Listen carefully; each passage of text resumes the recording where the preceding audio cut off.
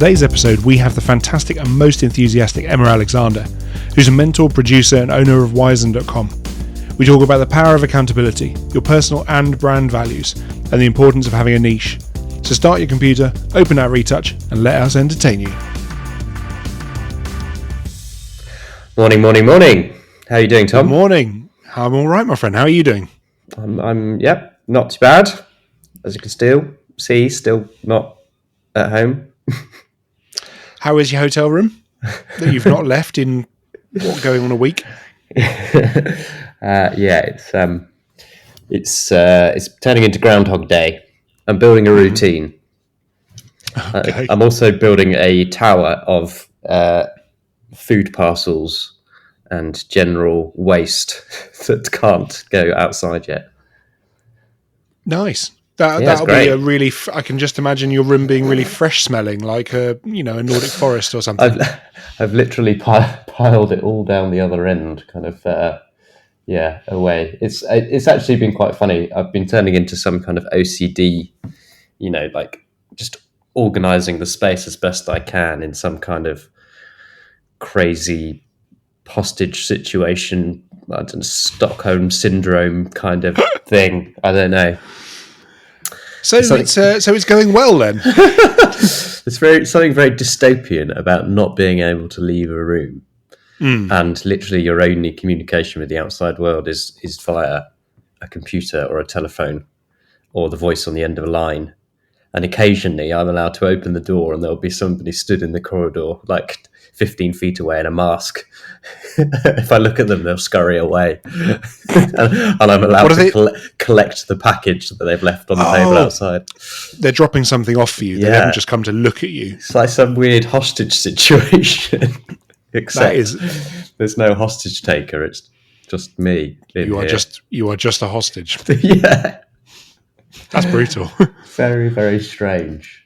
But you do like organising stuff, don't you? You've got form for this. Well, I think we're both, it goes to the territory, doesn't it?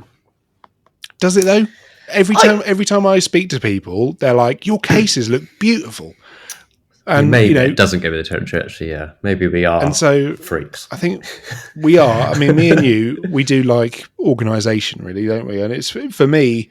It's just a big thing. I like being able to open up a case on a shoot and know exactly where everything is, to the point where my cases have pictures inside showing the layout for anyone who then goes into the case and doesn't know where anything goes. They can just, they're not quite laminated pictures.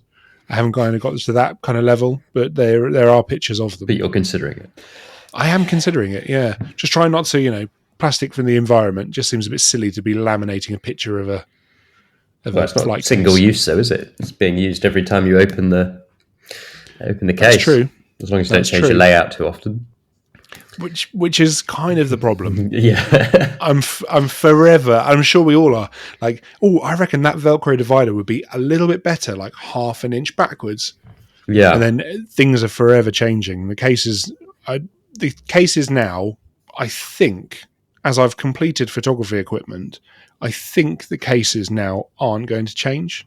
We need to post a picture of one of your cases up to the exposed negative Insta. I should do, really. Yeah. It's quite a lot. Put one in the story or something. I put up a story the other day saying who would like to see inside my cases, and I genuinely had 150 plus messages of everyone saying your cases look absolutely ridiculous and completely OTT. So I think that I should really do that. What do you use inside your case to organise it then? So, glad you asked. I got three different things that I use. So I use Trek Pack, and then in the cases that matter less, or get used less, I use the standard Pelly dividers, the bright yellow ones.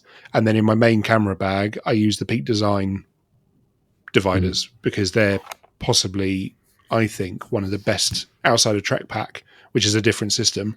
I think the Peak Design ones are the best Velcro dividers ever.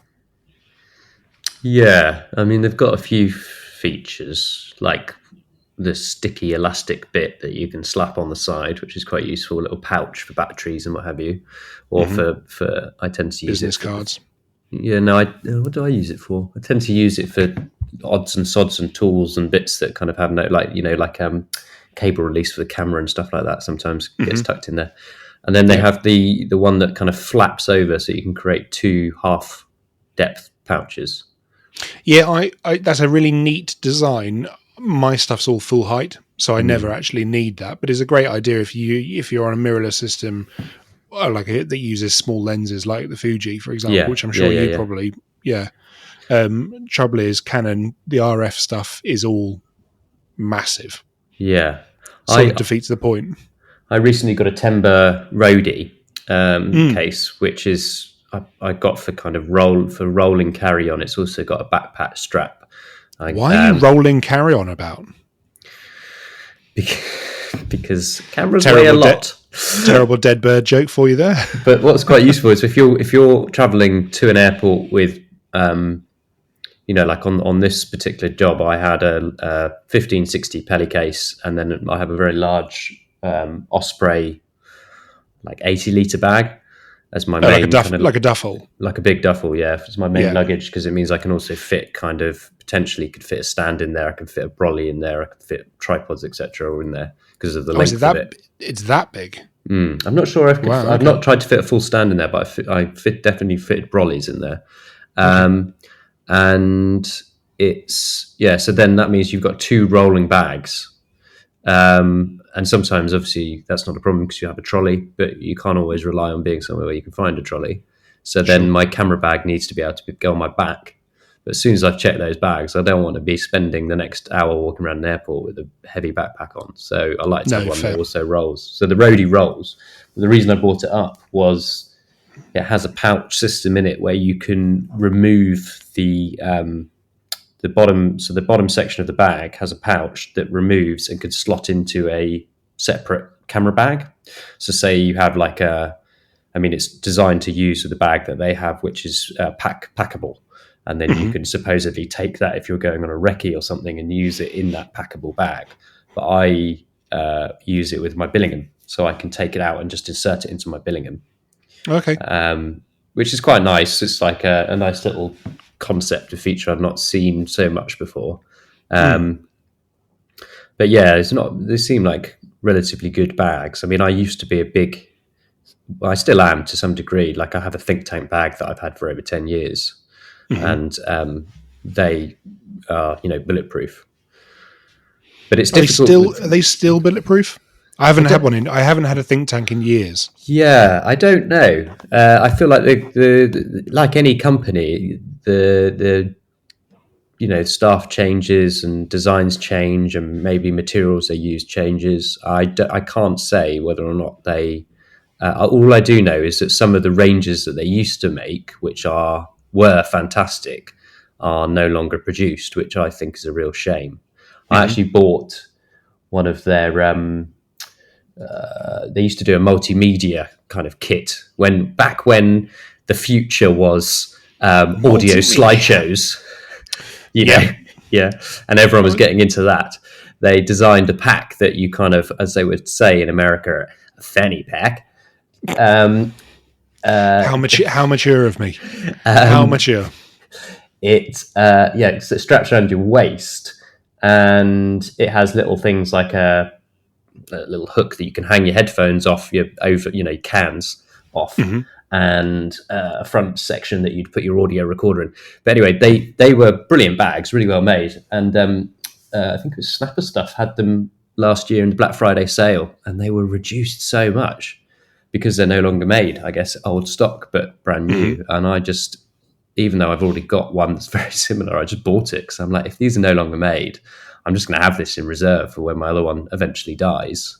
Yeah, I think that's very sensible. I do the exact same thing. They're so useful on shoots. I mean, it totally depends on the way that you shoot, but I tend to find that having if I'm shooting more kind of reportage documentary style, then I need to have two camera bodies on me and probably a multitude of lenses. And rather than stepping back to a bag and changing, I like to be mobile.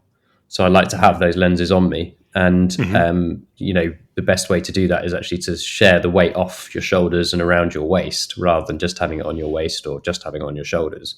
So they sit there right in front of you, and it's all very easily accessible.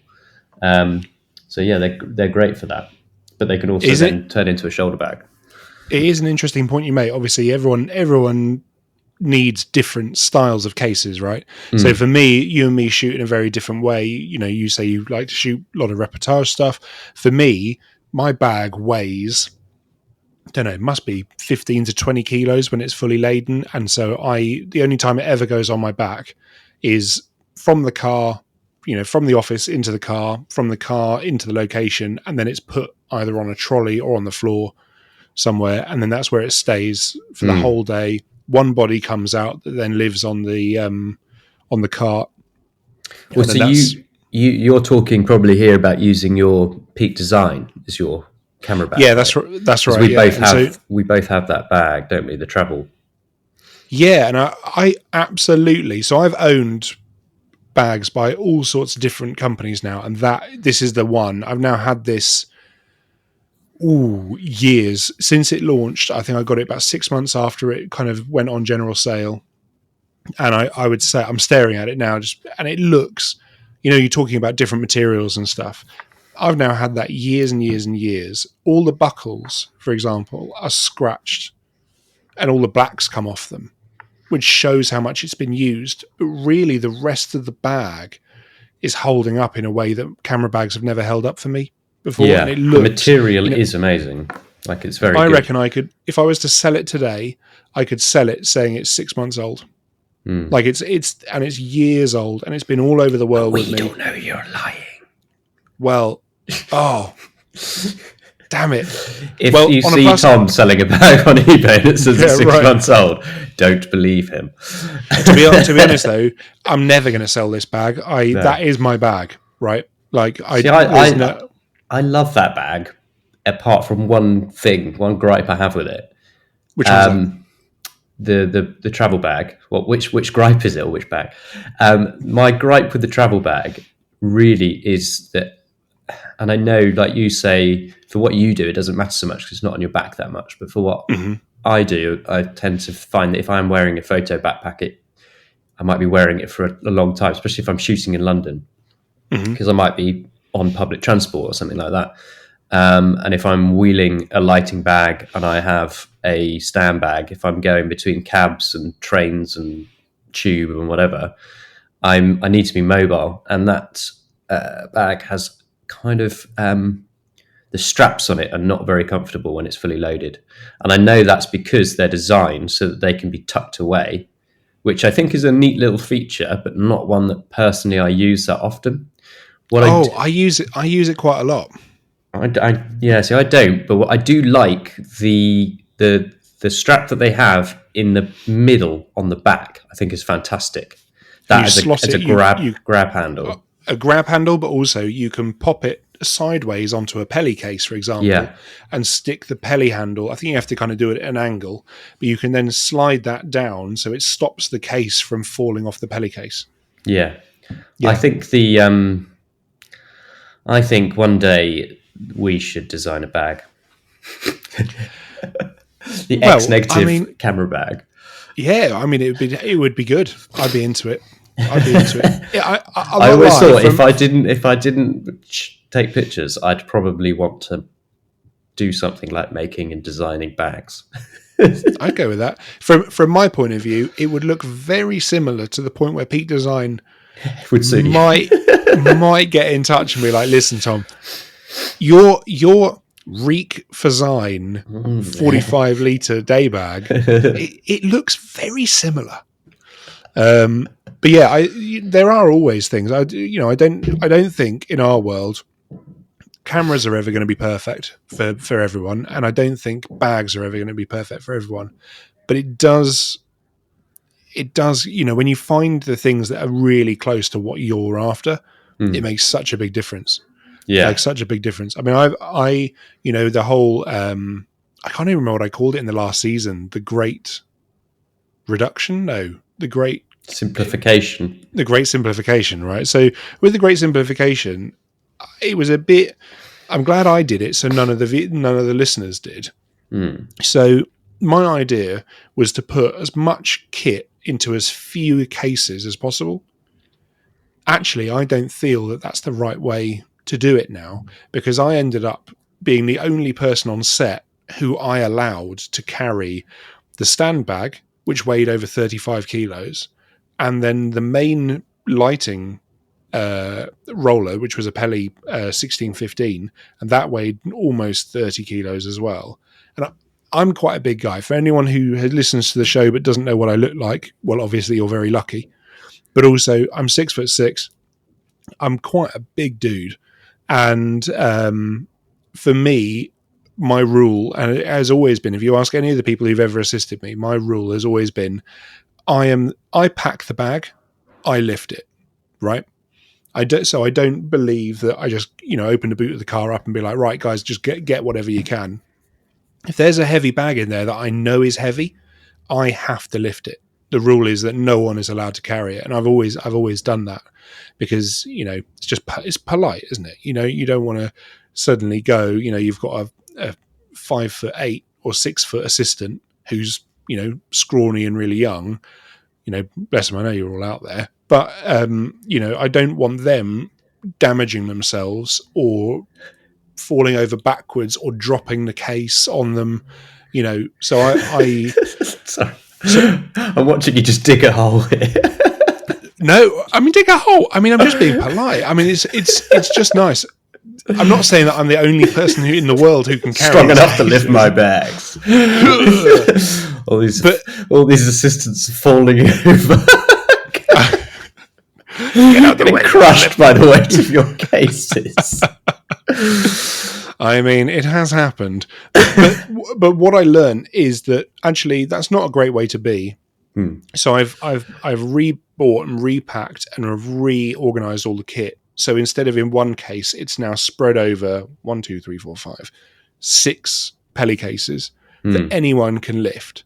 And so I turn up at a shoot with a rock and roller cart, all in stealth black, obviously. And then we unravel that and we load the whole thing up and just push the cart. And I had to push that cart with an assistant back in December, I think it was. We had to push that 1.5 miles from the car to the location, and it was almost no effort, because it was downhill on the way, and then it turned out it was a lot of effort because it was uphill on the way back. Yeah, that's the way these things work, Tom. Yeah, didn't really think that one through. Do you think there'll ever be I mean, this is I never like to start a question like that. Do you think there'll ever be a time when there's a kid who's faster than a shack? No, what I was going to say, do you think there will be a time, and I think the answer is probably yes, but it would be quite cool if they started designing those carts with the little electric motors. Well, like golf carts have got them. But but surely like a golf cart now, if you think about kind of electric scooters and what have you, and the size of the batteries and the tech and everything that goes into them, you get to a point where one of those carts, you'd have a plate at the end that you could fold out and stand on, and the thing would move at, like, I don't know, a safe speed. A safe speed. And 35 miles an hour. You could just stand on the back, like driving the thing, kind of like a little forklift. I would say that it's quite a niche. I would say it's quite a niche use. I don't know, but yeah, it can be the first X-Neg invention. You heard it here first. Would you pay money to buy that? You would. That's why I asked you the question. No, I don't know whether I'd go for that. What? Like I think that in the future it's going to be, if you think about kind of personal transportation, as we see the demise of as we see the kind of rise, of populations, you're going to have less space on the road for cars, so there will be more alternative modes of transport. And you've already seen it with like the rise of the e-scooter, which 10 years ago just wasn't really a thing. Sure. As a mode of transport, the scooter was there, but 20 years before that, no one had really seen scooters used that in anywhere near that capacity. So the scooter in itself has kind of come out as this new mode of transport that just wasn't there 50 years ago, right?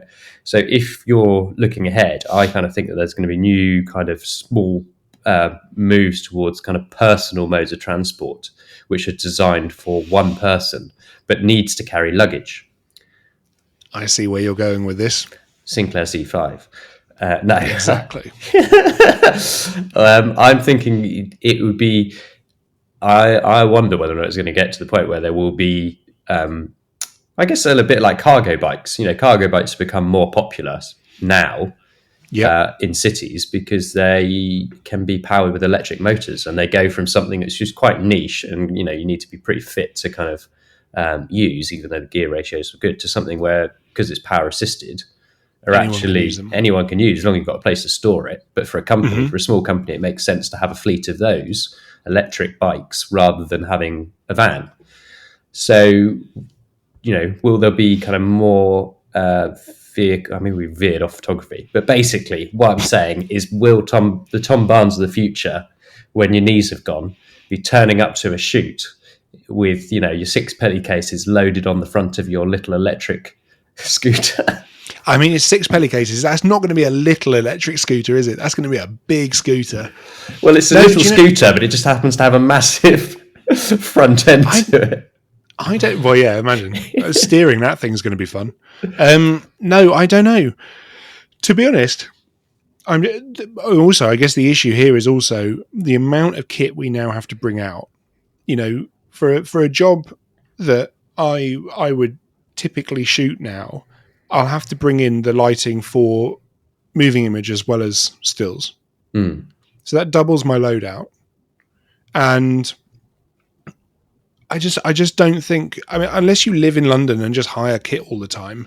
But me and you are very different. I mean, you own a lot of kit, but I own all the kit because I'm out of town, so I don't really hire. So, I think it could go, I don't know. To be honest, for me, I think I'm just going to stick with my rock and roller and my multiple pellies, and I'm just going to cry a little bit every time I have to walk up a hill. Well, I mean, I think kit's only going to get smaller. It's not going to get bigger. What you're talking about is the fact that the job that you're doing, the demands have become more. The client wants more. They want more options, as is always the way. And ultimately, that means that you need more kit to do that. I think lighting is becoming actually smaller. I mean, look at the Profoto line, battery-powered heads that are, just, again, weren't around 20 years ago, being able to have that amount of power in that package. And you look at cameras, they're increasingly becoming smaller. You've not got... Unless you buy an R5, and then the lenses are just getting... The camera is smaller, yeah. I didn't say the lenses are getting smaller. Sure. Yeah, here's the thing, right? Buy mirrorless. It's really lightweight and small, and then you end up buying an R5 system. But then that's just Canon. Look at Sony. Sony has a full-frame system. The lenses are, they're not small, but they're not as big as a Canon glass. No, but also the Canon glass. I've just picked up a couple of months ago the 28-70, which is the biggest lens, and I do very much feel every time I pull it out on set, people are like, "Are you overcompensating?" And the answer is yes. But the lens is monstrous compared to the actual body. But the Sony stuff, I mean, all of this stuff, I understand to get the quality. And the lenses for mirrorless, here's a bit of a broad statement, but the lenses, for example, my RF lenses are absolutely miles ahead of the EF stuff for AF speed, quality, just rendering. I really, really like the stuff, even though they're monstrous. I'm not. I have to say, I'm not a fan of the new design of the 70-200. I do not like kind of bellows action zoom lenses. Not so bellows, I don't sorry, use. But, the extending one. Yeah, I'm the same as you, to the point where I will not buy a lens like that because someone told me years and years ago that they basically act like a suction pump. Yeah, sucking all the dust, supposedly. Pulling the dust into the lens. And, if I'm going to be using a lens like that a lot, that's going to get full of dust pretty quickly. And I'm sure there's sealing. I'm sure that doesn't happen as badly as it looks. But for me, I use the long primes, so 85 and 100 prime, and then I just use the 28 to 70. And to be honest, most of the time, I say probably 95, maybe 97% of my work is done on the 28 to 70 now. I don't even know if I ever go longer.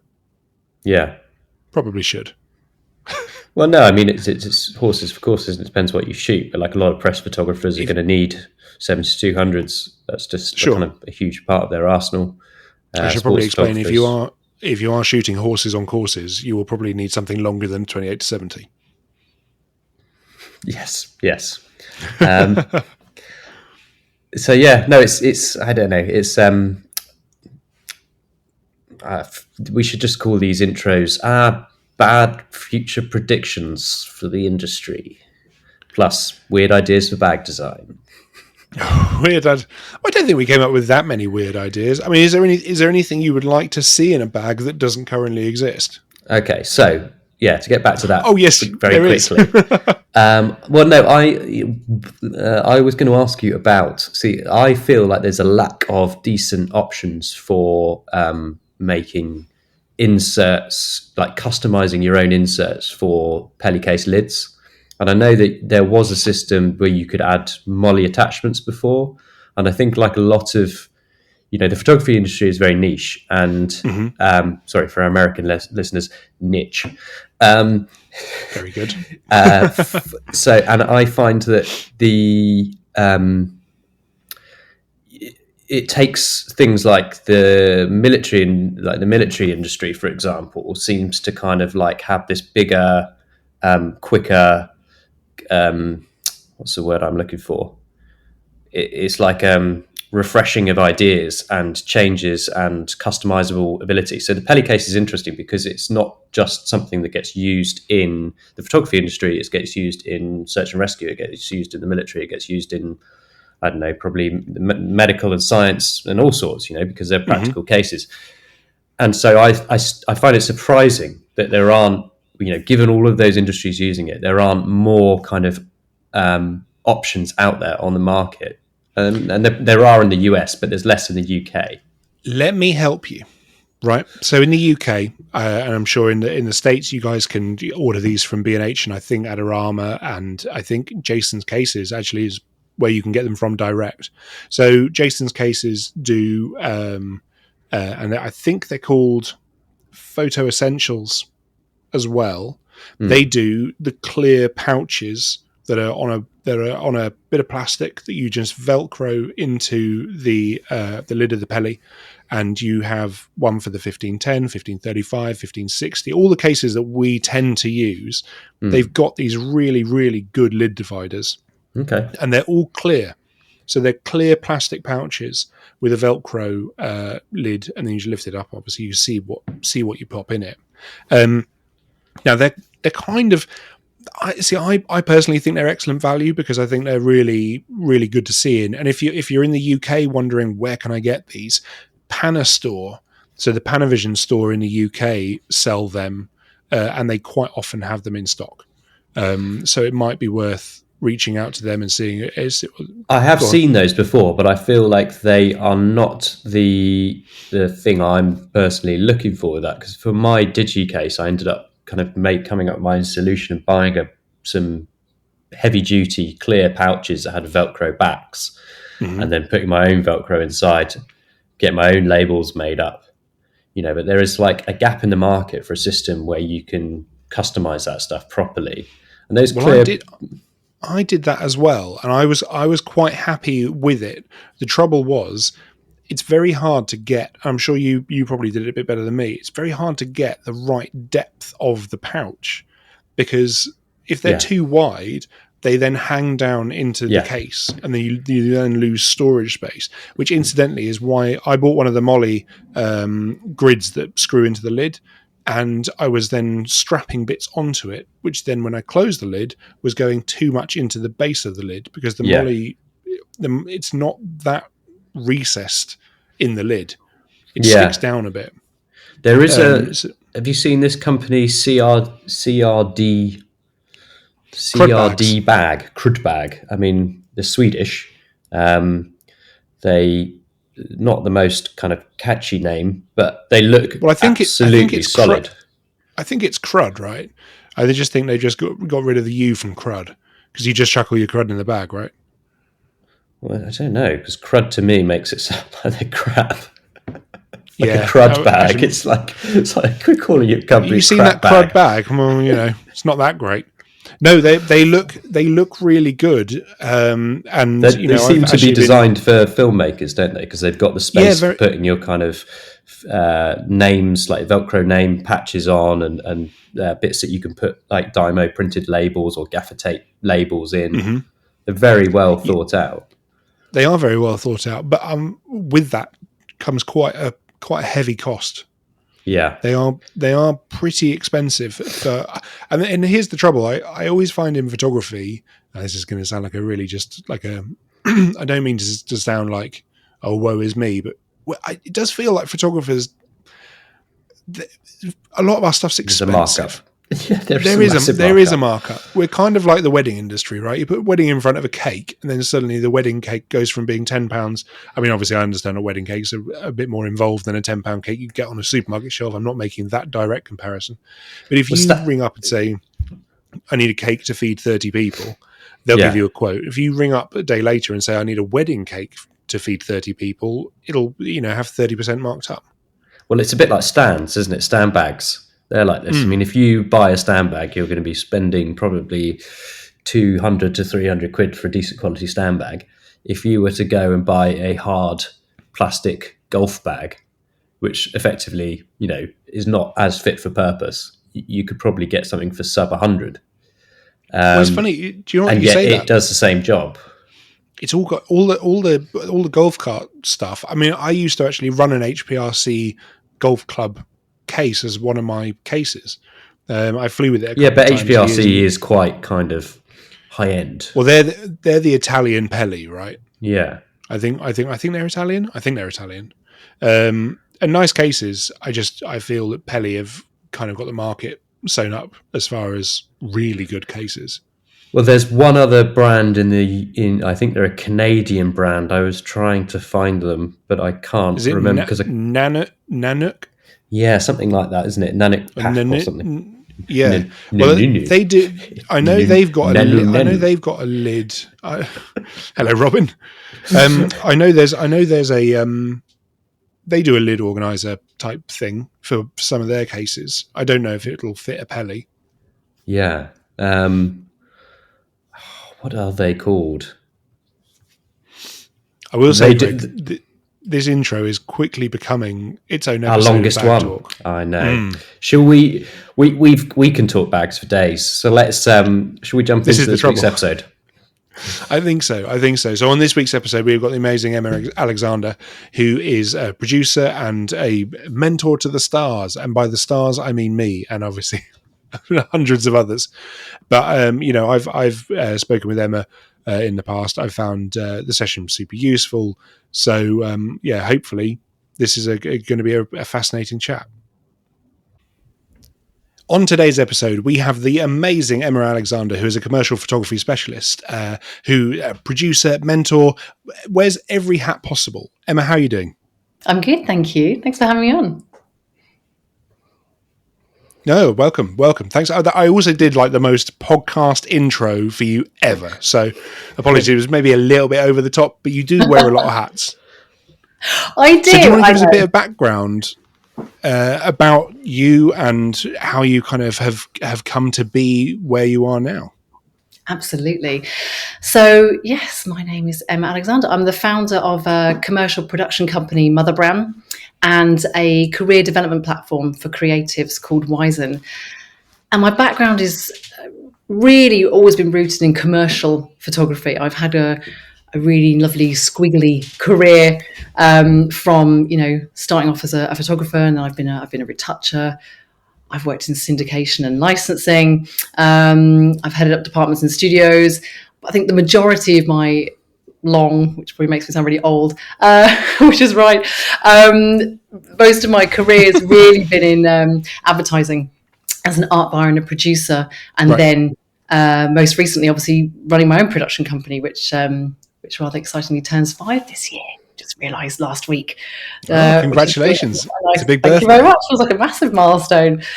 So yeah, really very much rooted in the commercial landscape, and I feel quite fortunate to have done quite a few different, areas. I feel like I've had this really intense kind of career, and really been able to sort of live and breathe the whole process from start to finish, which I think has really helped in terms of me understanding how the landscape works. I mean, that's a breadth of experience that most people will never have. That's, literally almost every department. From what I can tell, you haven't been a gaffer, and that's about it, right? No, but there's always time. I mean, exactly. Nice. I was going to say I get about, but it has been said. So it's not that kind of podcast, Emma.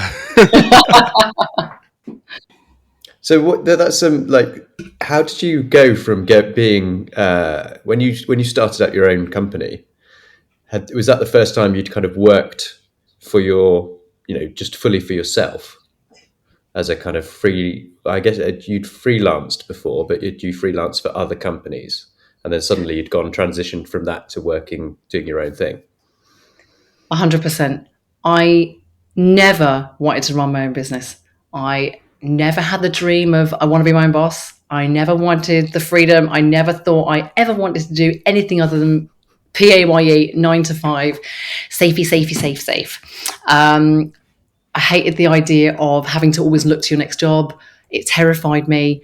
And yeah, I never really thought, even when I was, all the way along, basically, I have been PAYE from my first job in a newspaper desk to, last one in ad industry.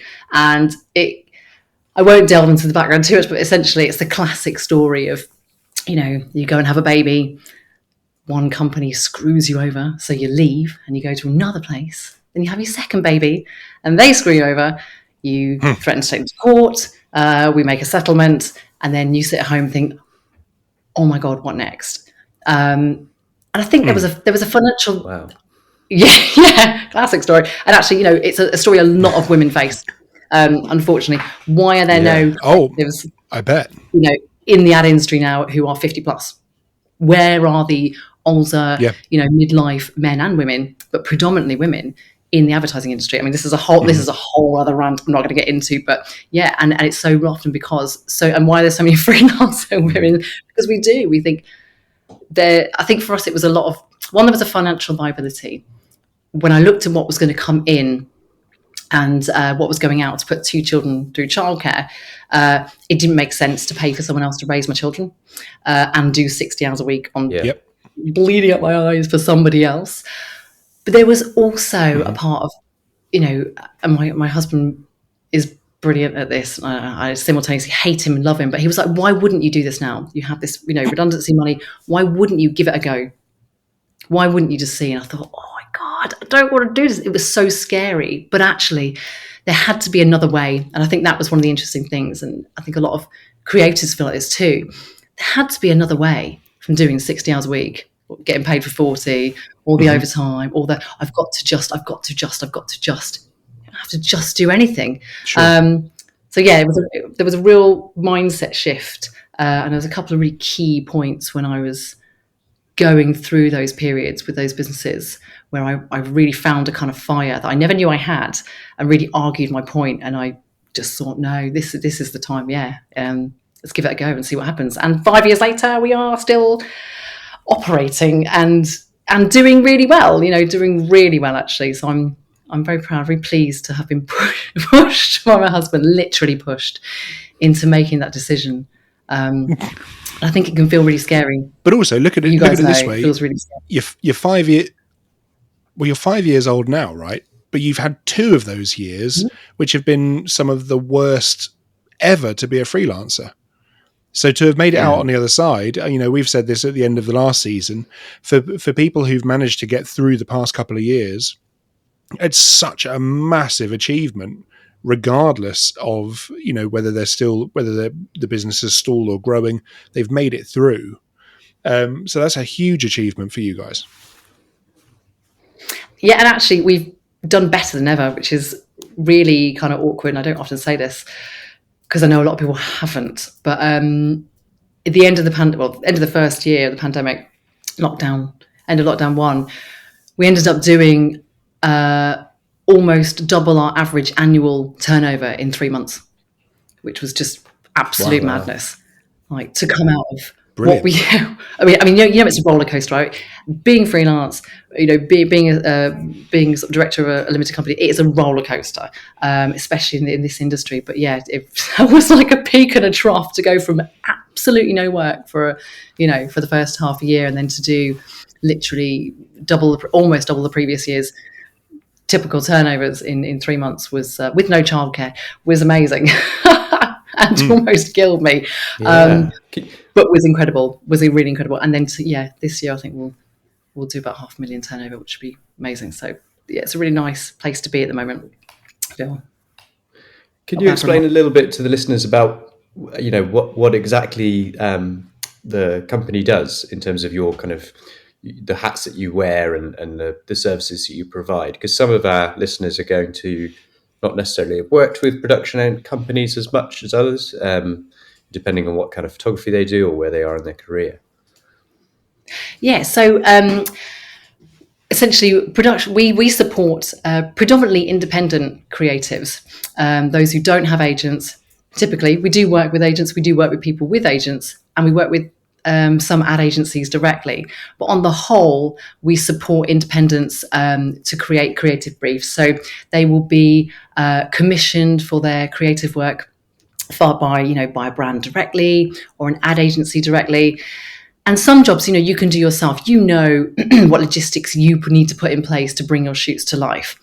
But actually, when you add in lots more complexities, the bigger they are, the more complex they are. When you have talent and styling and vast amounts of crew or logistics and travel and permits and insurances, that is when you do not have the time to or expertise to understand if you're operating safely and legally as well.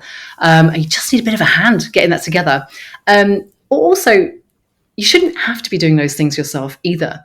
The nice thing about the sort of bigger sets in a way, and one of the things about production, when I fell into production, I realized I'm a bit of a mother hen. I like to help people. I like to look after people. And it really made sense when I fell into this role, because actually what production does is really make sure everything runs smoothly behind the scenes. So you don't know what's going on. You're on set, and your job as a photographer is really to focus on bringing this idea to life. That's it. That is your focus, 100%. And the client's focus is what we're making, what they're seeing on the screen, tethering back. Is that fulfilling their brief in terms of their customer profile, the way they need it to perform, the way they're going to use it, their message, their brand tone of voice? Is it hitting everything for them? And then you've got the advertising agency as well, the advertiser, the art directors, the ECDs, the creatives who come up with this grand idea usually. And they're thinking, is this pushing the creative idea to as far as it can go? So you've got these three kind of groups of people, and they're all focused on their own job. The lighting assistants are literally assisting. They are supporting you to bring your idea to life. Everyone's got their kind of singular focus. No one should be thinking about getting on a cup of tea or making sure the talent are met and their model releases are signed, and have they been taken through and got ready on time? Have they kind of got this outfit on? Is it looking? Everyone's got their own kind of roles and responsibilities, and the producers are really facilitators on set to really bring that to life. But before we get on set, we do all the other stuff as well, all the other logistics. So we will go and either liaise with we'll either do location scouting ourselves, or we'll work with independent scouts to go out, find locations, and then we sort of present them, package them up, and present them back to the clients. When you don't have an agent, we will sit on those calls with the ad agency with you and be the bridging supportive partner between, the creatives, the brand, or the advertising agency and ourselves. A bit of a gatekeeper, is what they're asking for feasible and fair, which I think is really important when you don't have an agent. And we'll do the running schedules, we'll do the kind of the casting, we'll get the stylists in place, we'll find the right crew, and it's all about finding the right people for the job as well. So we'll bring those specialists in. So our job is to be hyper organized, to kind of have a humongous network of people to call on, and to help you essentially support bringing this idea to life. So we do all the back-end logistics that bring everything together. Hope that makes sense. I think one thing, I mean, that makes perfect sense. And it's a great explanation of what producers do. I think from photographers that I've spoken to, have reached out to me, who are kind of earlier on in their career, one thing that they are always nervous about is how it all kind of pays for itself in terms of how the thing is structured from a cost perspective. Can you explain at all, or go into at all a bit, like how you work out? So say I was a photographer coming to you and I said, right, I've got this job, I've got this client, I've never done anything like this before. It's a big client, they've seen this work they love, and I've basically got the job and I need to cost for it, but I know nothing about it. So obviously with a traditional agent, they will take a percentage of your fee. Do you work in a similar way, or do you charge on a kind of daily rate or a kind of job rate, or how do you go about doing that? Because I think that's one thing, from what I've heard, that's one thing that kind of makes some photographers nervous, just because they don't understand how it all works. Absolutely. Yeah, of course. Am I pricing myself out of the market by bringing in this other person, and what are they going to take of my cut? I never touch anyone's fees. I don't touch your usage either. There's different ways of doing it. Some production companies will put a blanket, also will take a blanket 10% of the production budget as a whole. That's very typical in the, in motion, in TV and film production. 10-15% of that whole overall production is their production fee, and that's the business fee, as it were. For me, I don't do that. Everything is itemized, and a producer's time is a line item within that, essentially. So you see I'm making the money quite openly as part of that line item. And I think when do you work with a producer is such a massive question, and I think there's two kind of avenues. When is it too much for you? When do you feel like it's, one, inhibiting your ability to do other work? So is it getting in the way of you actually being able to fulfill the amount of work, which is a lovely position to have, right? Or, when is the job just too big that you risk not being able to deliver it? So I had a conversation with someone a couple of years ago, and they had done loads of editorial work. They were automotive creative. They'd done lots of editorial, but they had a big advertising job shooting out in, I don't know, Cape Town or somewhere like that. And they were a bit like, I can have a bash. And I'm thinking, I don't know if, really, are you going to be able to get exactly, like you're making the face, Tom, exactly. Are you going to be able to get all the, the clients over there in the style that I'll bash at that. Just all the things you have to think about, all the little things. And I see it all the time when I get quotes in from people as well. And when we talk about pricing and usage, both in Mother Brand, but also on Wizen, this idea of itemizing things. I always say to people, don't be afraid to itemize. And actually in the commercial sector, people want to see things itemized out. It shows that you understand the job. It's a really, really good thing to list things out. But when you do start listing it out, it just unravels. There's things like, I don't know, delivery and installation of sets. Like, it's not just the set build. It's how is it going to get there? How much does it cost to install? What does the installation day encompass? Are people going to charge full days, half rates, what have you? Who do you need there? When you're working with kids, you need a licensed chaperone, or the parents do it. The parents are performing, they're not looking after their child, so you need an independent chaperone there. You need to understand the parameters around how long children can be on set for, and actually work within that. Do you need backup babies because they can only work for however long? Do you need to, you need to hire a house that has 2 toilets, for example, so you can have separate toilets for children for safeguarding. All these little things that you pick up along the way as a producer. But if you were, just doing have it a bash, you could fall foul of. And some of those have really serious implications. Others are just that you're going to cock up the job or just look a bit amateur on set. So, when you bring in a producer, it really depends. But we have early on in Mother Brand's career, developed these creds decks, and we've gone in and helped creatives to pitch for work as well by going in and saying, right, you're an independent lone wolf, but I'm supported by this production company, and this is all the people they've worked with, this is their work they've done before, and where they've shot around the globe and all that kind of stuff. And that really helps to kind of elevate you sometimes when you haven't got the name of, that safe name of an agent behind you, which don't think you necessarily, need right now. But yes, to the first point, I don't think producers should be taking, any of your money. And actually, if it's a big job that actually warrants production support on it, you become a line item. You become part of that overall production expenses, as you should. That makes sense. Mm. So basically, if someone approaches you and says, "I've got this, big potential job," you can then work together from day one, basically, on creating that cost. And I guess what I'm trying to get across to listeners who might find themselves in this position is, don't be afraid to go to a producer early on, because as long as you do go early on, you can make sure that cost basically gets absorbed into the whole production of it, and it makes more sense to do it that way than to, as you said, give it a bash kind of approach, which is what some people will do because they're kind of afraid of turning it into something bigger in a way. I think sometimes people get a bit nervous about a thing turning into a big production, and that goes on the sometimes that goes on the side of the client as well. I mean, sometimes you get a client who might be from a big company, but they've been tasked with managing a shoot and they've never done anything like that before, and they start to get nervous about how big it might be becoming in their eyes. And that's normally not because it's becoming massive, it's because they've not considered the amount of elements that are actually involved in a successful photo shoot. Like you said, with all, permits and permissions and having a first aider on set and all of those kind of things that you need for insurances, what have you.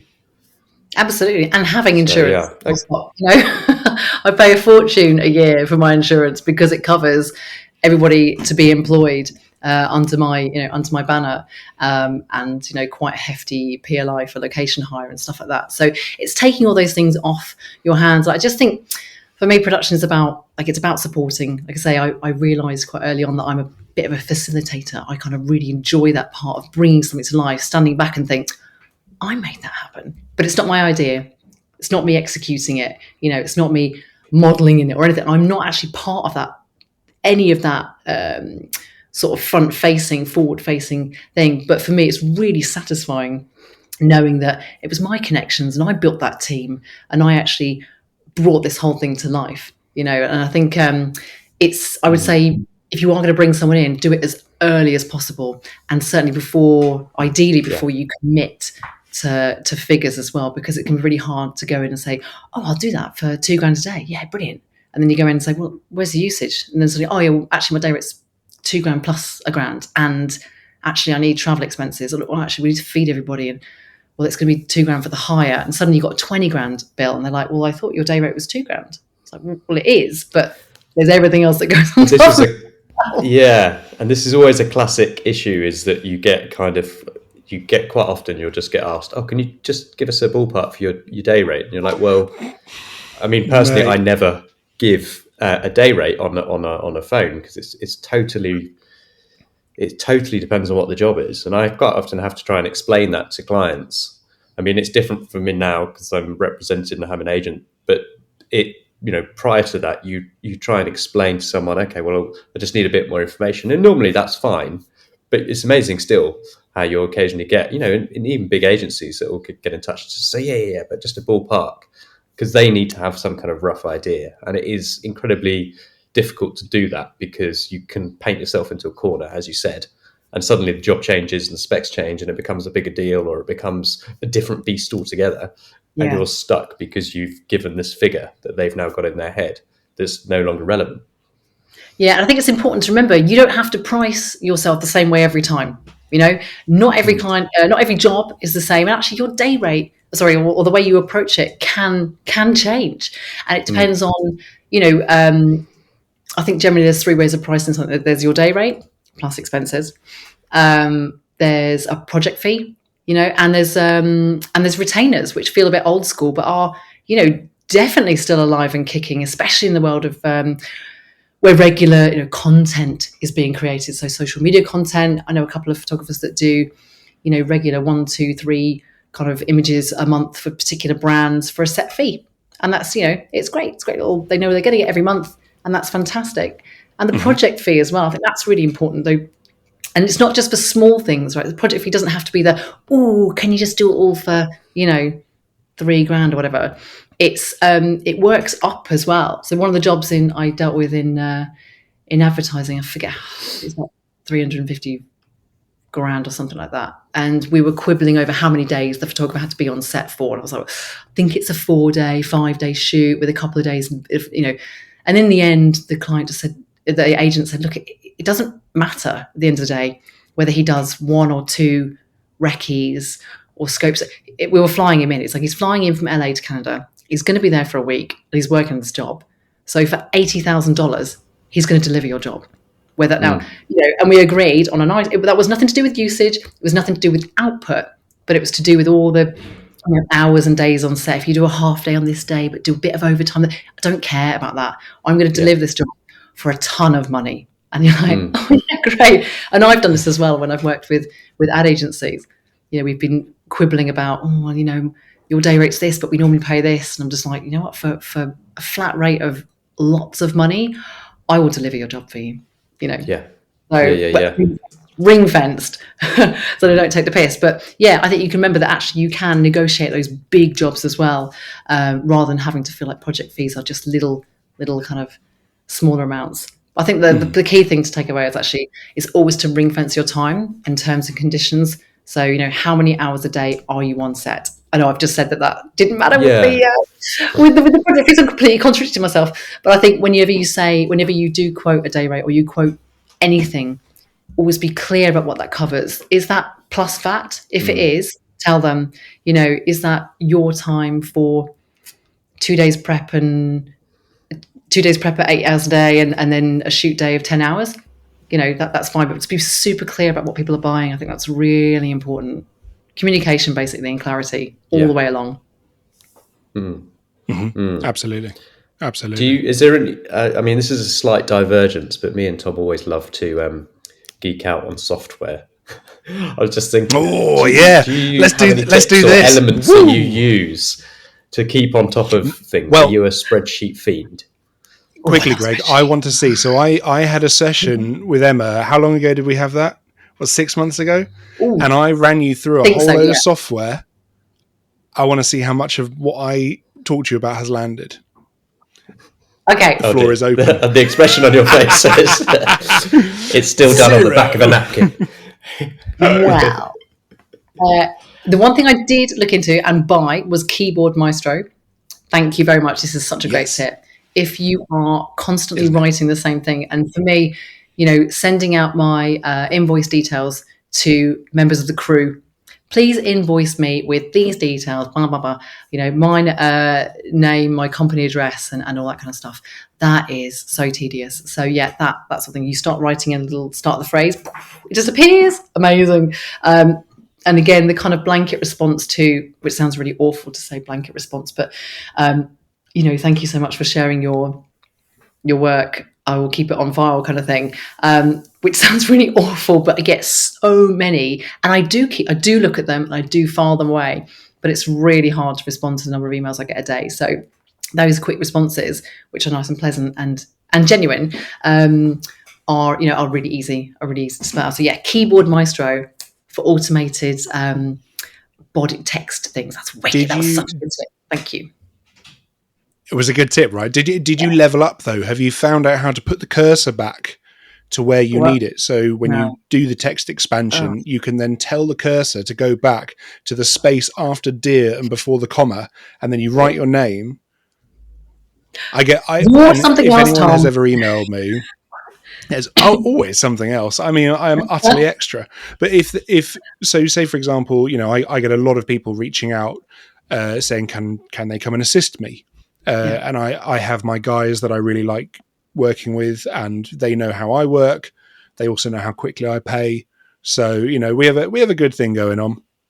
But I get a lot of these emails from students mainly, and they say, "Oh, can I come and assist you?" Well, actually, my kit's quite involved, stuff like that. So type in no assist, boom, deletes it all, puts the cursor back, and I type in, Greg, because Greg's forever emailing me, and then bosh, away we go. So 10 seconds not even 10 seconds, probably less than 2 seconds to send a personalized reply, which is so important, because I remember being at the start of my career frantically emailing people out and then not hearing anything back. And it was gutting. It was absolutely gutting. So to get a nice personal response, you know, and I'm sure you're the same as me, I really make my replies hopefully as useful and as kind as possible. So they have a link to, you know, if someone's asking me for advice or whatnot, they send it in to me, and then it sends back a really long paragraph. And there's an FAQ on the website which answers. I went through all of the emails I got over the past probably 5-10 years, and I answered pretty much the most common questions, which is at tombarnes.com/FAQ if you're interested. And then if it's a kit question, there is also tombarnes.com/gear. Now that one's really cool because that is a grid of all the equipment I use. And that's just a link in an email, which hopefully people find useful. So they get something out of the auto reply.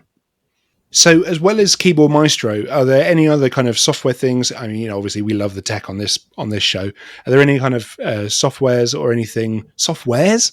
Man, I just sounded like 80, 100 years old.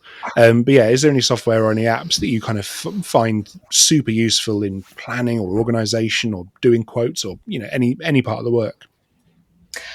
Gosh, I do love a spreadsheet. My mantra used to be, pop it in a spreadsheet, which is a bit weird.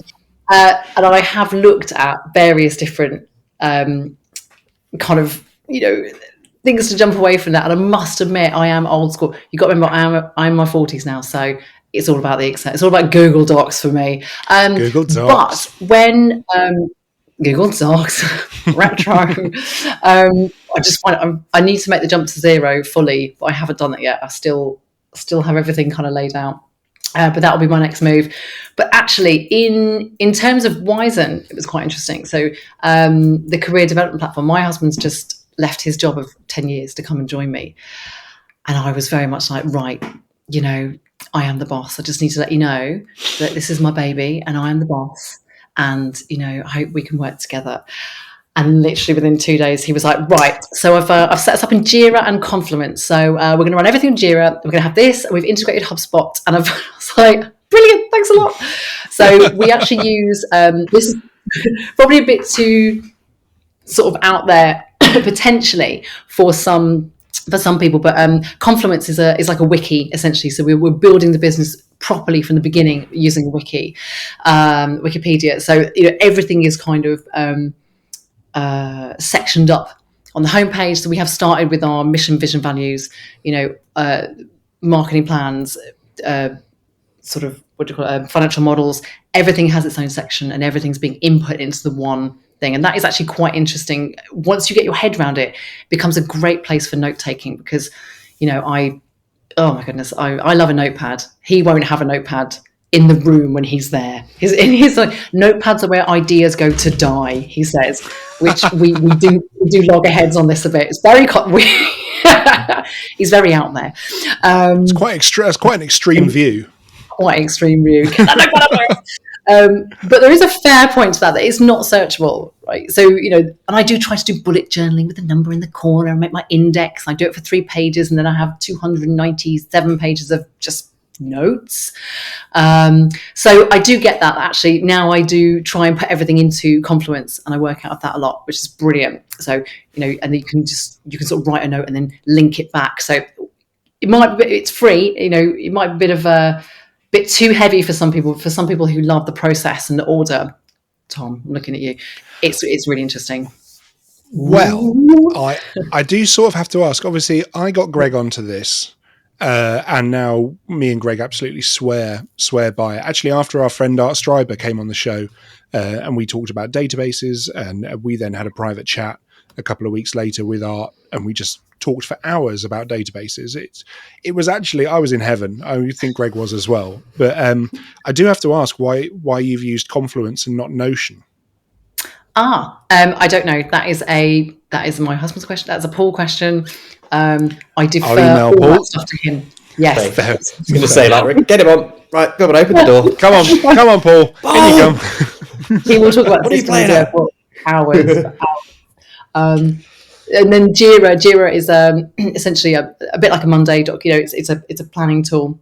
And Sure. that integrates with Confluence. Trello integrates with Confluence, and then we use HubSpot as our CRM. CRM is the biggest thing for me that I've really struggled with over the years. Customer relationship tool to manage who I have pitched out to, who has come inbound, and managing those notes. And I've used loads, but actually HubSpot is what we're going with at the moment. So that is more for building the real business bones. But I would say, and I think I know you guys probably wanted to come on to this later, but this idea of, just because you are independent, just because you are freelance, does not mean that you are not a business. You are a business. So, in some ways, there are these amazing tools out there that are, just as suitable for freelancers, just as suitable for tracking your finance, your invoices, and all that kind of stuff. There's so much software out there now.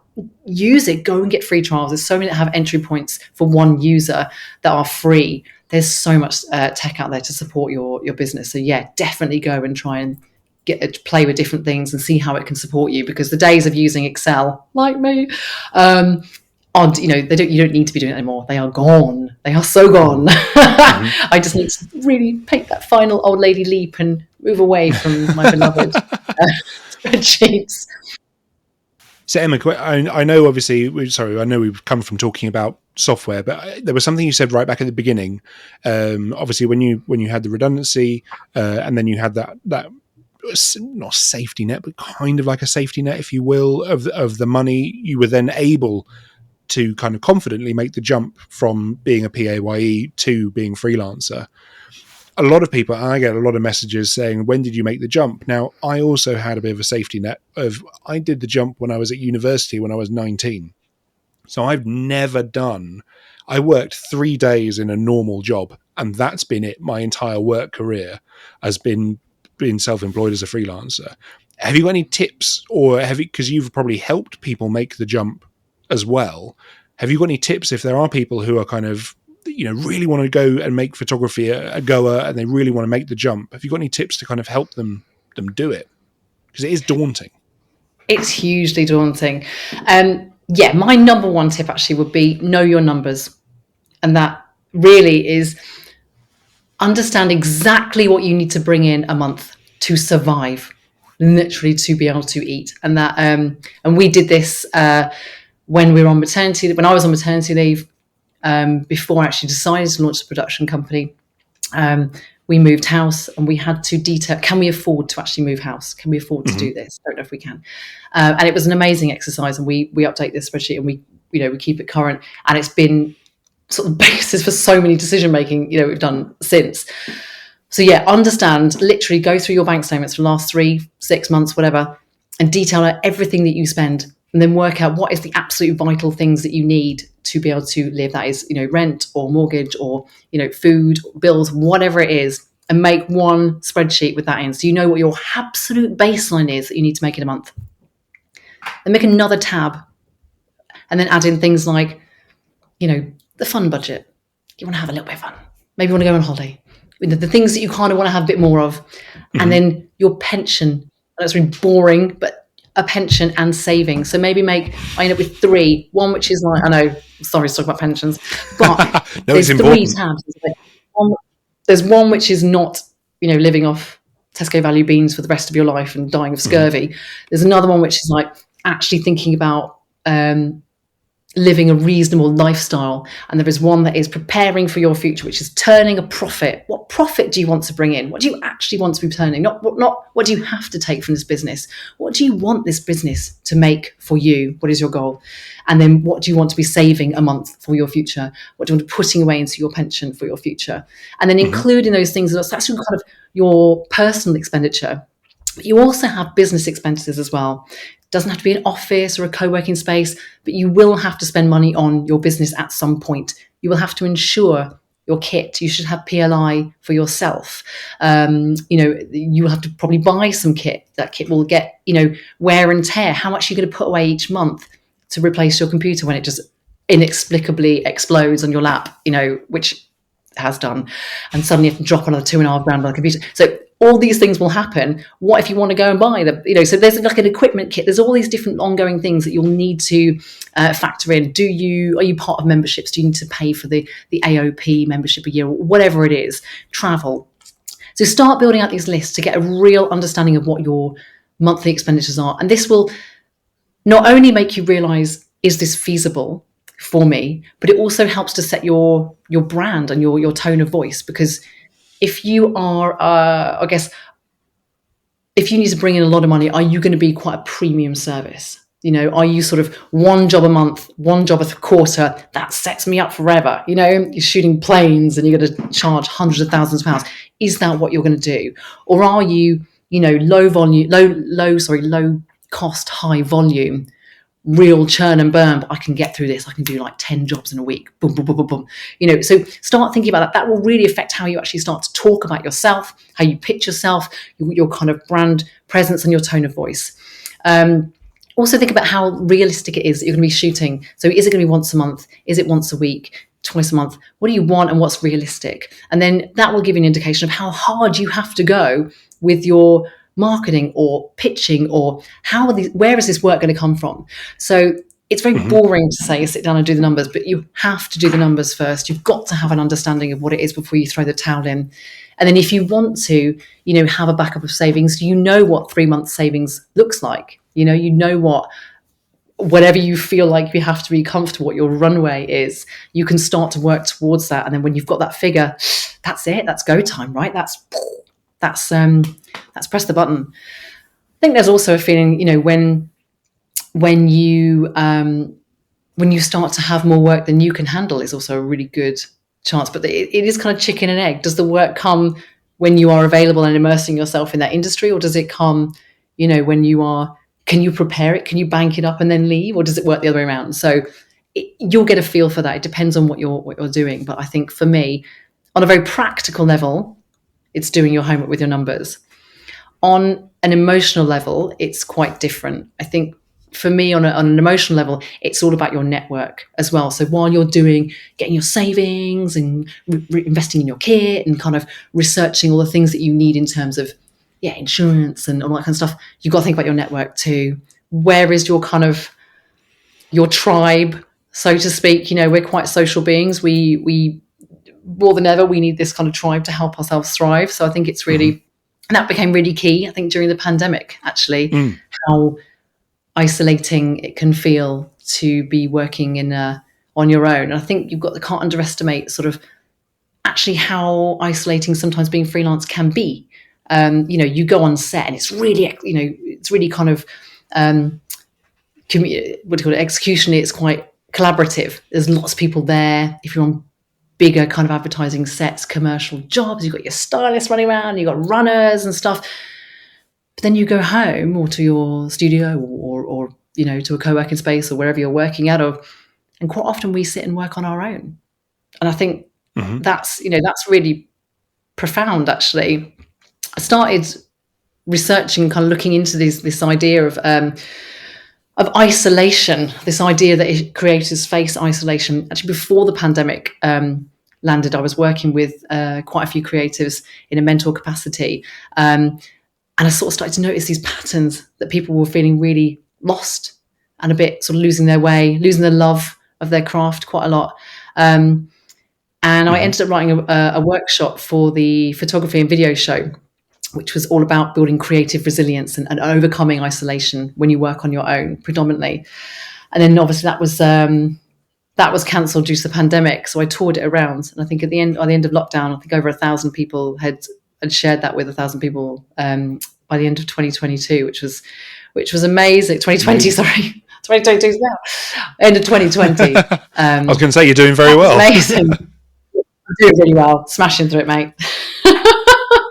But the key points in that workshop were really around finding and tapping into your tribe, your network, and making sure you have people who can support you, who can answer your questions, but also support you on the way up, that you can share work with as well and kind of get feedback. Where does that feedback loop come from when you work on your own?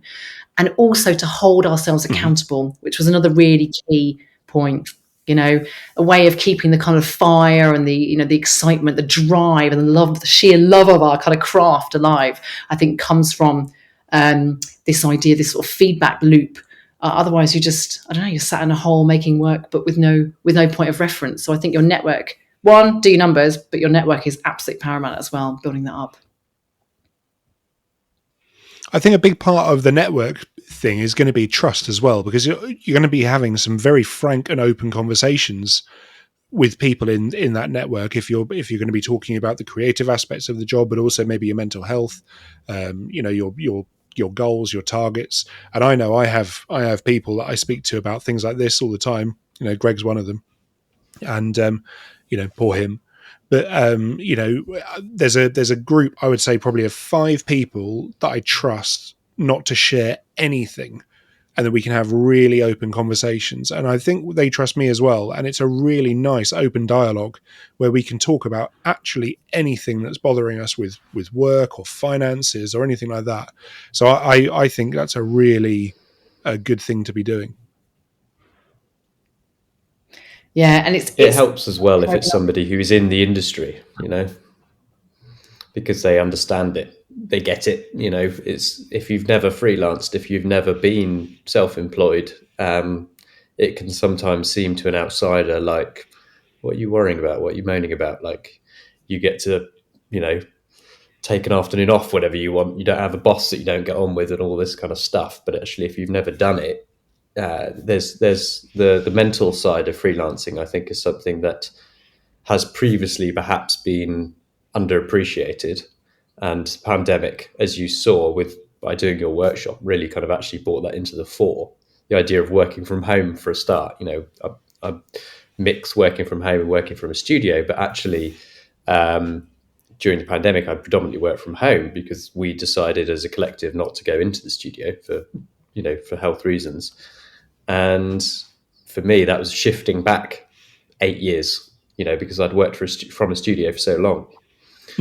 So suddenly I was back to working from home, and that led to me kind of having to rethink how I went about doing that and what that meant for my mental health at the time, et cetera, et cetera.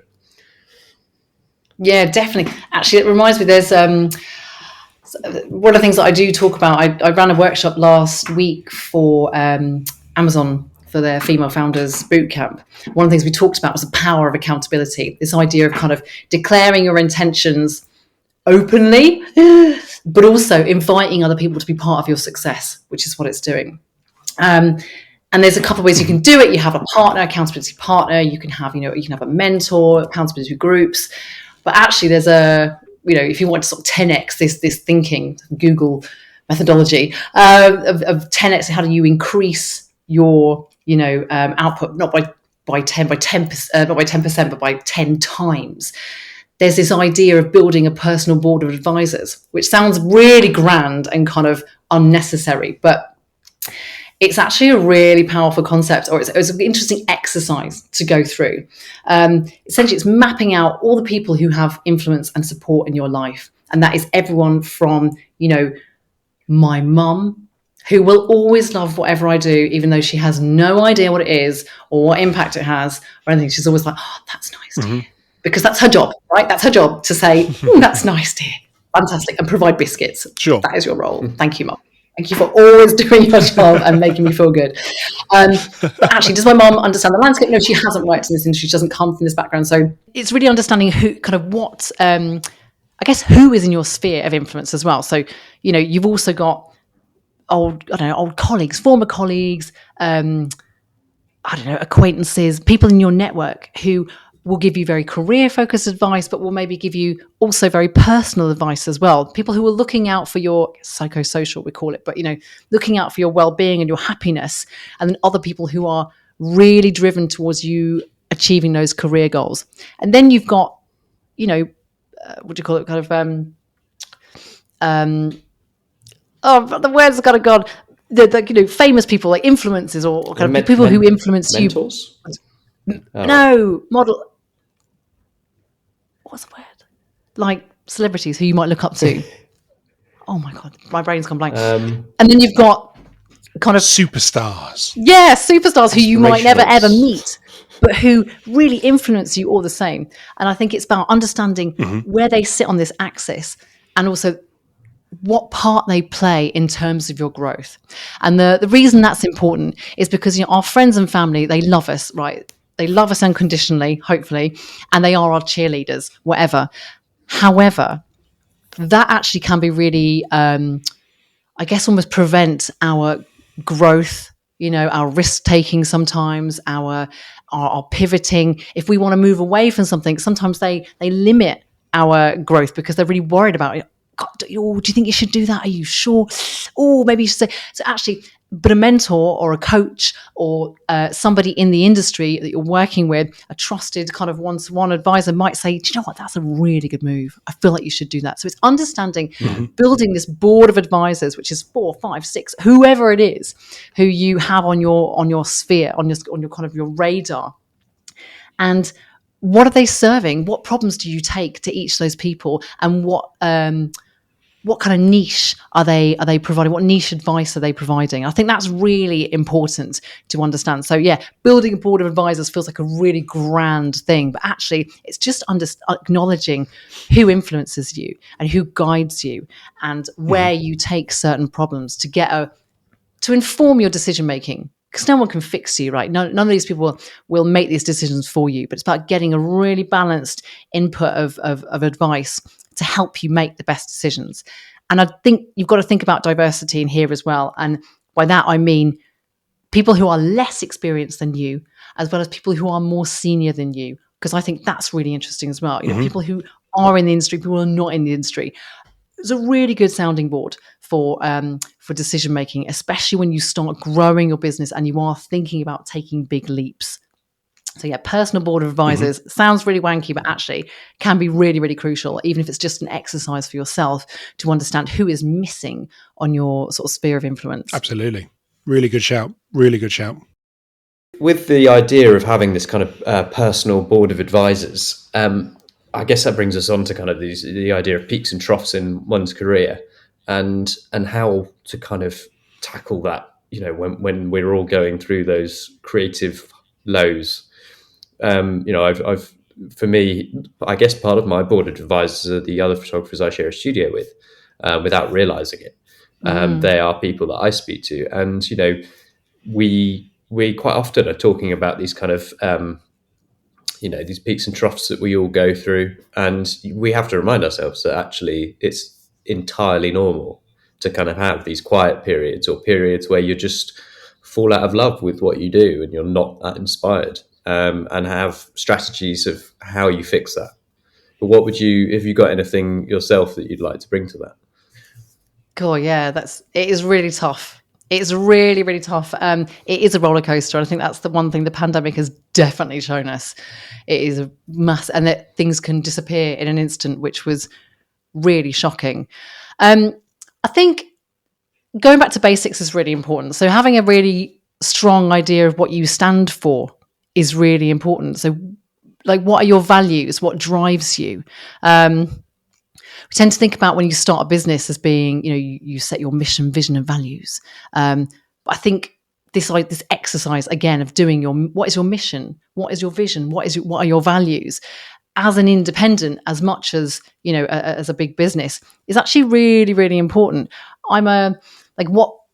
What drives you to do what you do? Why do you love it? What is it that makes you get up in the morning and pushes you to create? And I think understanding what makes you different, like what are your values, that's what sets you apart. That's what makes you really unique. Maybe not in your eye, but actually what underpins what you're shooting.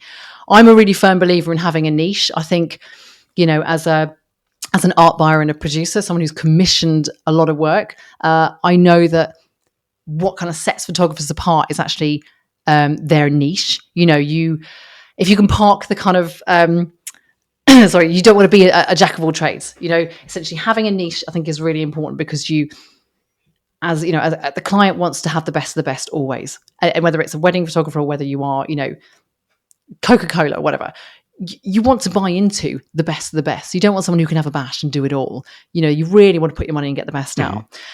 But I don't think that has to be executional. I don't think it has to be you are the woman who shoots dogs. or hedgehogs and that's it, or the man who just does automotive. I actually think your values form a really core part of that as well. So your outlook, I worked with someone recently who was into lifestyle but also was a vegan, and she was like, that's really important to me, it's really fundamental to my lifestyle, and I want to work with vegan brands who are doing good, who have a real underpinned with sort of social enterprise. And that sets her apart, that gives her her values, and that really helps her be focused on who her target clients are. So I think kind of going back and spending a bit of time revisiting what makes you really excited, what drives you, actually will help you to be inspired. And if you can say, yes, stop the kind of comparison demon, as it were, by looking at other people's work and just allow yourself to be inspired. And it's hard when you don't have work coming in to look at other people's work and go, I should be shooting that. I could be shooting that. I could have done that.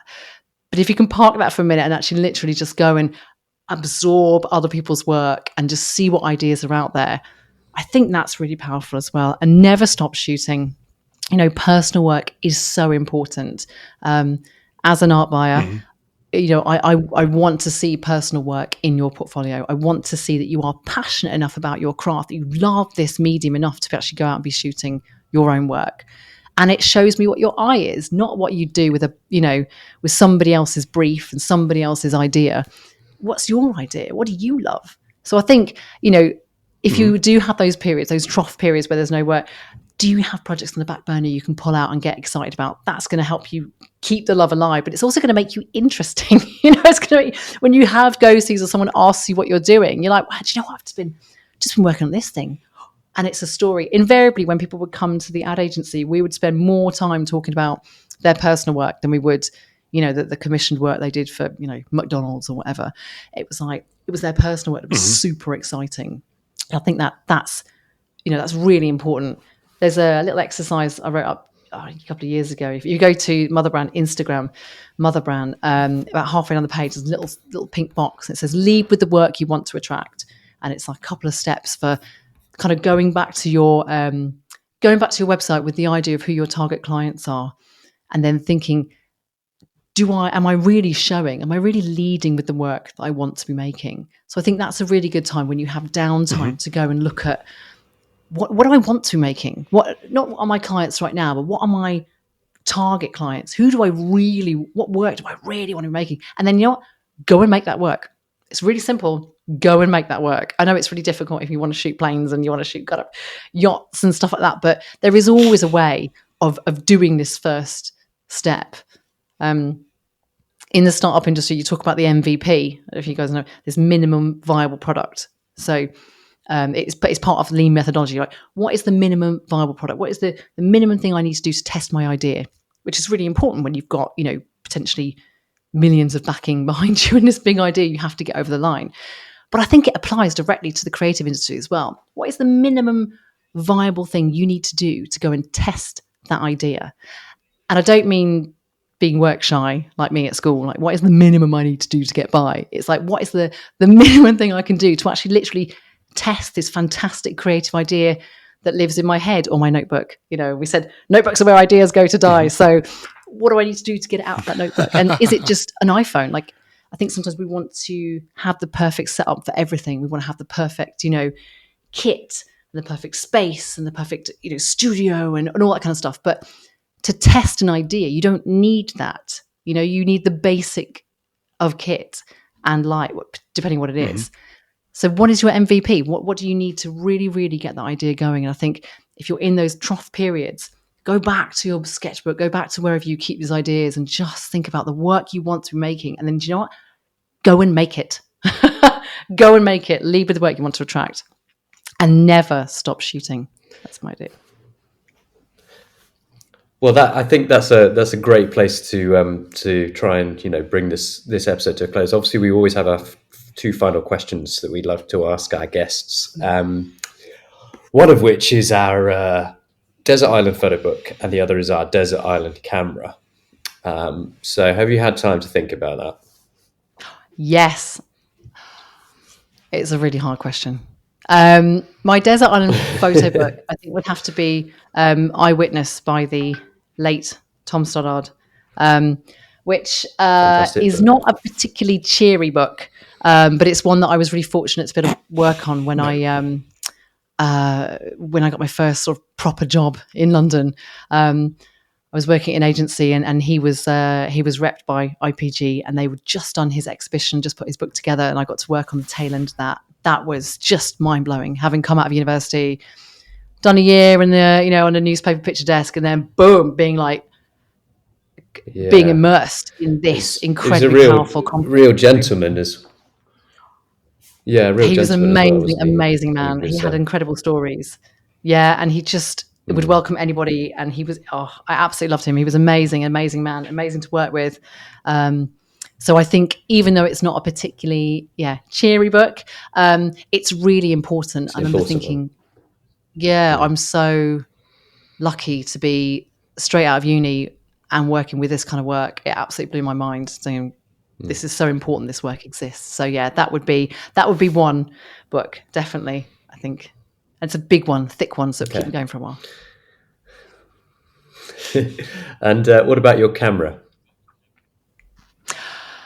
My goodness, I think it's going to have to be a Mamiya RB67. That was the first medium format camera I got. Actually, no, it's my second medium format camera I got, and I shot on that all the time in my 20s. And on a tripod, though. Yeah, well, no, not always, but it's heavy beast. Wow, okay. Big guns, mate. I'm hard as nails, mate. Stronger than ox. But there's something beautiful. I used to shoot on transparency, and when you, which I loved the idea. I love shooting on tranny because you have half a stop difference either way to get it right. So you become a complete, master of like you meter, and then that sound when you take that one shot, and when you get those transparencies back, a 6.7 is a really meaty image. It's really beautiful to look at a transparency. So.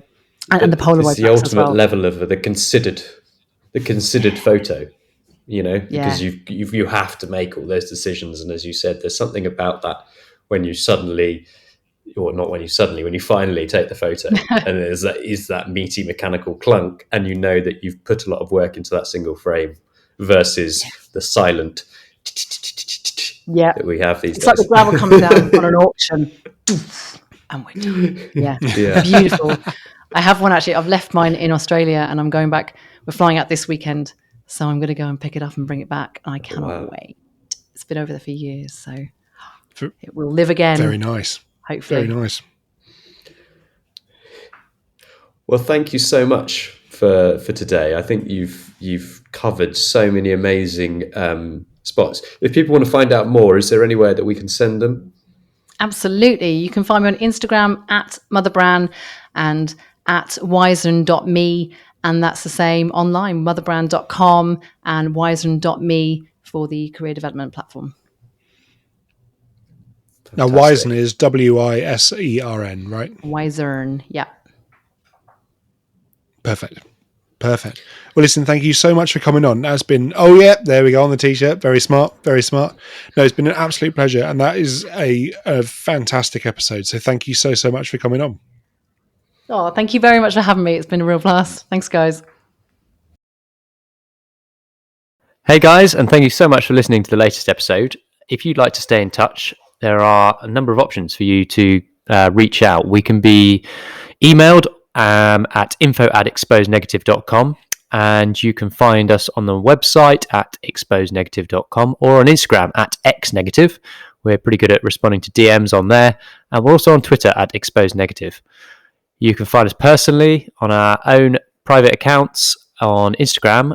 Tom is tombarnes.com, and I am just Greg Fennell. Cheers. Thanks for listening.